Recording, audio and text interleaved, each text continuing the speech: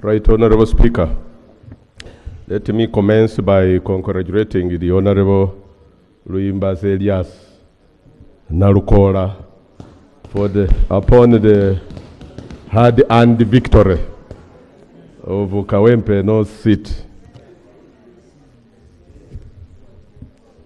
The rules allow, even in absence of a member, to designate him to the committees, Mr. Speaker, sir. No, but I didn't complain about that.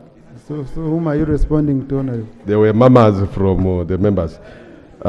Designation of the National Unit Opposition Member of Parliament to Sectoral Committee. Mr. Speaker, in accordance with Rule 187, Sub-Rule 1 of the Rules of Procedure of Parliament, I hereby designate the National Unity Platform Opposition Member to the Sectoral Committee as follows.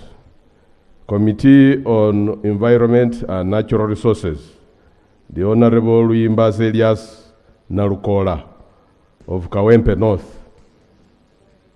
Mr. Speaker, I beg to designate. Thank you. But Honorable position, which committee was the late Honorable Segirinya on? My memory may not serve me right on the Sectoral Committee, but on the Standing Committee was on Human Rights. Yeah, because and that's where we have exactly designated the Honorable Nalukoola. No, you haven't designated. I have. You haven't designated. I'm yet to. You're proposing and yes. You know why I was raising that? The natural resources. Right Honorable Speaker, the committee noted that the proposed budget for 2025 has a budgetary requirement of 1,735 billion, that is 1.7 trillion towards arrears and unpaid certificates for the National Roads Department, and yet only 150 billion has been allocated, leaving a funding gap of 1.5 trillion. Right Honorable Speaker, the committee therefore recommends and urges government to provide additional resources to a tune of 1.5 trillion to clear the outstanding debt in order to avoid paying interest, which creates an additional financial burden to the taxpayers. Right Honorable Speaker, on the rehabilitation of Tororo-Gulu railway line, the committee was informed that on April 13th, 2023, Government of Uganda, through the Ministry of Works and Transport and Uganda Railways Corporation as the implementing agency, signed a contract with the China Roads and Bridge Corporation to rehabilitate the 382 kilometers of Tororo-Gulu meter gauge at a cost of 199 billion. Honorable Speaker, this project is fully funded by the government of Uganda and was supposed to take a period of 2 years, with the completion date set at July 2025. The meter gauge railway will support government's efforts to increase stock and quality of strategic infrastructure in order to accelerate Uganda's competitiveness. Right Honorable Speaker, the committee noted that while the ministry had budgeted for 90 billion towards compensation, rehabilitation, and supervision of civil works along the Tororo-Gulu meter gauge railway, only 46 billion, Right Honorable Speaker, was provided, leaving a funding gap of Uganda shillings 44 billion.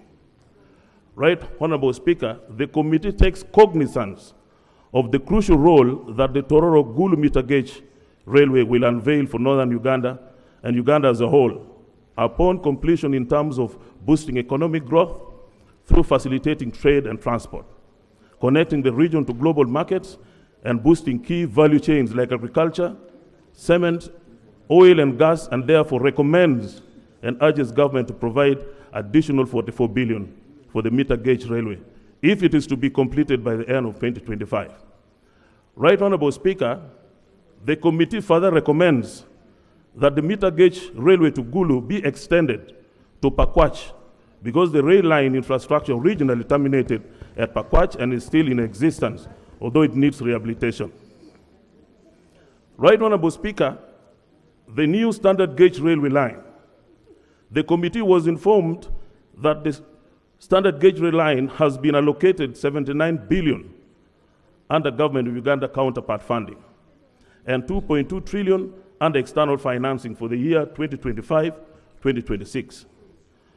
Right Honorable Speaker, the committee was further informed that although the EPCT contract was signed in October 2024 and construction was expected to commence this financial year, although sourcing of more external financing will still take some time.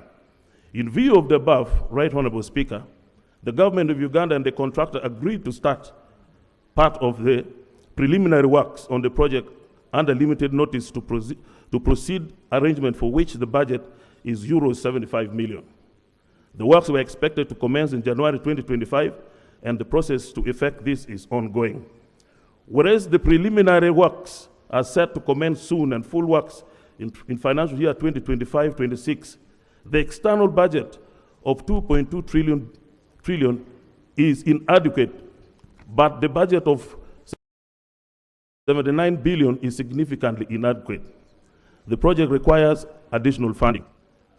The committee noted that in financial year 2025-26, the ministry requires 765 billion to fully offset the SGR project, leaving a funding gap of 686 billion.